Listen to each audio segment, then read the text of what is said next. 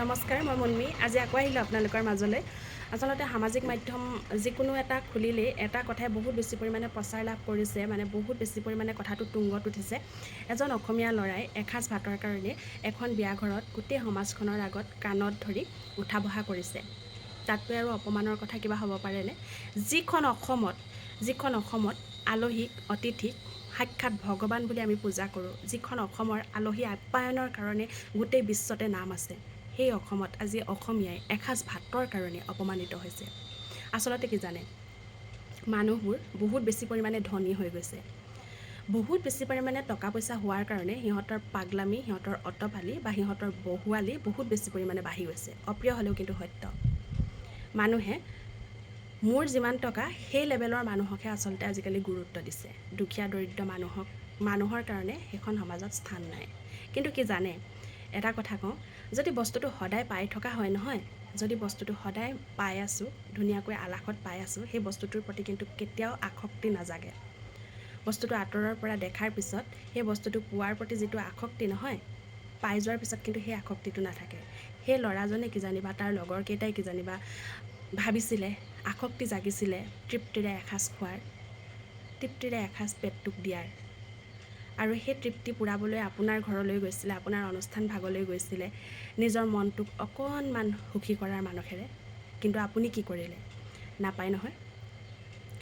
আপোনাৰ ঘৰত যেনিবা দুজন নালাগে, তিনিজন নালাগে, 5জন নালাগে, 15জন মানুহে খালে, আপোনাৰ খাদ্য জানো শেষ হৈ গ'লহেঁতেন? আপোনাৰ জানো কিবা অনিষ্ট হ'লহেঁতেন? কেতিয়াও নহয়।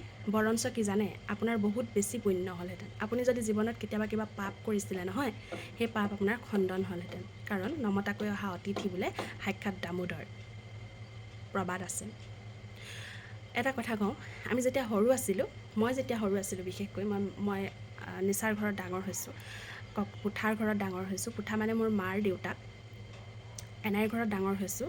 তেতিয়াৰ পৰা আমি এটা কথা কিন্তু শিকিছোঁ, আমাৰ কোঁহে ভৰাই দিয়া হৈছে যে এজন আলহী যেতিয়া আমাৰ ঘৰলৈ আহে নহয়, তেখেতক কিন্তু বহুত বেছি পৰিমাণে আপ্ৰাণ চেষ্টা কৰে। মোৰ আপাদেৱে হওক, মোৰ নিচাদেৱে হওক, মোৰ এনাইদেৱে হওক, পুঠাদেৱে হওক, তেখেতক সন্তুষ্ট কৰিবলৈ। আৰু আমি বিশ্বাস কৰোঁ যে এজন আলহীক যদি আমি সন্তুষ্ট মনেৰে বিদায় দিব পাৰোঁ, তাতকৈ পুণ্য আৰু এই পৃথিৱীত একোৱেই নাই। আজি আপুনি সেই ল'ৰাকেইজনে আপুনি নমতাকৈ খোৱাৰ কাৰণে, বিয়াখন খোৱাৰ কাৰণে আপুনি যিমানখিনি অপমান কৰিলে নহয়, আপুনি কিন্তু হাজাৰজন মানুহক মাতি খুৱায়ো সেই পাপখিনি কেতিয়াও কিন্তু আপুনি খণ্ডন কৰিব নোৱাৰে। কাৰণ সিহঁতৰ ইয়াত লাগিছেনে? সিহঁতি ইয়াত অপমান পাইছে, অন্তৰত অপমান পাইছে, মাত্ৰ এসাঁজ ভাতৰ কাৰণে কাণত ধৰি আপুনি আঁঠু কঢ়াইছে। আপুনি এইটোও প্ৰকাশ কৰিছে, এজন মানুহে প্ৰকাশ কৰিছে, মই সেইদিনা এটা ভিডিঅ' চাইছোঁ, আধাৰ কাৰ্ড কাঢ়ি লৈছে, ভোটাৰ ID কাঢ়ি লৈছে। কিয়? কি এনে সিহঁতি পাপ কাম কৰিলে? নে আপোনাক চুৰি দেখুৱাই, আপোনাক পিষ্টল দেখুৱাই আপোনাৰ ঘৰত সোমাই ভাত সাঁজ খাই গ'ল, যে আপুনি সিহঁতক কেছ দিবৰ কাৰণে সেই ID প্ৰুফখিনি আপুনি ৰাখি থ'লে? নুবুজিলোঁ। আৰু এটা কথা কওঁ, যদি আপোনাৰ কোনোবা ৰিলেটিভছ আছে, আপোনাৰ কোনোবা সম্পৰ্কীয় দুখীয়া দৰিদ্ৰ মানুহ আছে, বা আপোনাৰ যদি নাই, তেতিয়াহ'লে আমাৰ সেইফালে গৈ চাব, খুব দুখীয়া মানুহ এঘৰলৈ এদিন গৈ চাবচোন। অকস্মাতে সোমাবগৈ, পানী এগিলাচ খাওঁ বুলি সোমাব।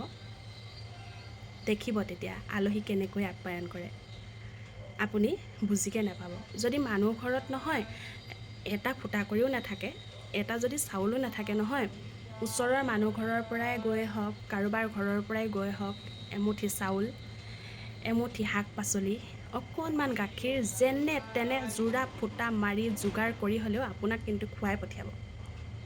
আপোনাক কিন্তু বেয়া ব্যৱহাৰ কৰি, আপোনাক কাণত ধৰাই, আঁঠু কঢ়াই, উদ্ব কৰাই নপঠিয়ায়। আপুনি চাবচোন, এনেই প্ৰবাদ নাই, এনেই কৈ যোৱা নাই, দুখীয়াৰ ঘৰত খাবলৈ যাবা, ধনীৰ ঘৰত চাবলৈ যাবা। মাছ মাংসৰ কথা নকওঁ, যদি ওচৰৰ মানুহৰ ঘৰত কণী থাকে, তেতিয়াহ'লে ক'ব, দেচোন আমাৰ কুকুৰাজনীয়ে যেতিয়া কণী পাৰে নহয়, তহঁতক মই কণীটো ঘূৰাই দিম। তথাপিও কিন্তু আপোনাক খালী ভাত খুৱাই নপঠিয়ায়। আপুনি প্ৰমাণ চাব পাৰে। এইকাৰণে ক'লোঁ, আজিৰ এই সময়তে, এনেকুৱা যুগত, এনেকুৱা এটা সময়ত আচলতে এসাঁজ ভাতৰ কাৰণে এনেকৈ লাঞ্ছিত, অপমানিত হোৱা অসমীয়াখিনিয়ে নিজকে কেনেকৈ প্ৰতিপন্ন কৰিব বাৰু? নিজকে কেনেকৈ চিনাকি দিব আমি অসমীয়া বুলি? ভাবেনে বাৰু কেতিয়াবা? নে ধনৰ মোহে, ধনৰ অহংকাৰে আপোনাক তুংগত উঠাই পেলাইছে? আৰু এটা কথা, মানুহবোৰ যিমানে ধনী হৈছে, যিমানে মানে নিজকে মানে ধনী বুলি প্ৰতিপন্ন কৰিবলৈ গৈছে, তেওঁলোকে এটা লেবেল, এটা ষ্টেটাছ মাৰে, সিহঁতি আমাৰ লেভেলৰ নহয়। আৰে ভাই, তহঁতি সেই লেভেল কেনেকৈ পালিগৈ? এইখন কান্ধত ভৰি থৈয়েতো তহঁতি ওপৰ লেভেলত আছ। আমি যদি নাথাকিলোহেঁতেন তহঁতি আমাৰ লেভেল নহয় বুলি কাক ক'লিহেঁতেন? কথাটো তেনেকুৱা নহয় জানো?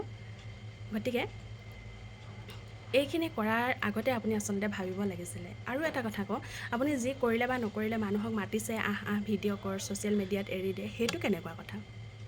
মানে আপুনি কি বুজাবলৈ গৈছিলে? না সিহঁতি চোৰ, না সিহঁতি ডকাইত, না সিহঁতি কি, না আপুনি কি বুজাবলৈ গৈছিলে? একো বুজি নাপালোঁ।